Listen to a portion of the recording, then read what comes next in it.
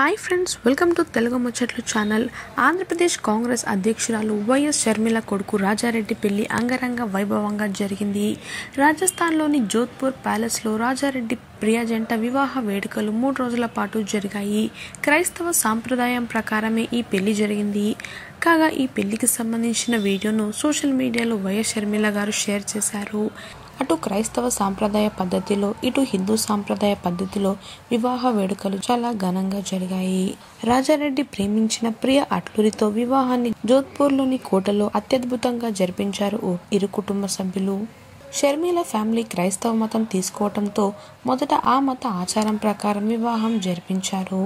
ఇక హిందూ సాంప్రదాయ పద్ధతిలో జరిగిన పెళ్లిలో వధూవరులు ఇద్దరు పట్టు వస్త్రాలు ధరించారు. ప్రత్యేకంగా అలంకరించిన పెళ్లి మండపంలో ముహూర్తం టైంకి తాళి కట్టేశాడు. వివాహ బంధంతో ప్రియ అట్లూరి తన కోడలుగా మారటంతో వైఎస్ షర్మిల, విజయమ్మ వధువును ముద్దు పెట్టుకున్నారు. ఈ పెళ్లి వేడుకలో అందరూ ఎంతో సంతోషంగా గడిపారు. హిందూ సాంప్రదాయ పద్ధతిలో జరిగిన రాజారెడ్డి ప్రియ పెళ్లి ఫోటోలు ప్రస్తుతం నెట్టింట వైరల్ అవుతున్నాయి. మరి ఆ ఫొటోస్ని మీరు కూడా ఈ వీడియోలో తప్పకుండా చూసేయండి. మరిన్ని తాజా అప్డేట్స్ కోసం తెలుగు ముచ్చట్లు ఛానల్ని సబ్స్క్రైబ్ చేసుకుని పక్కన కనిపించే బెల్ బటన్ని క్లిక్ చేయండి.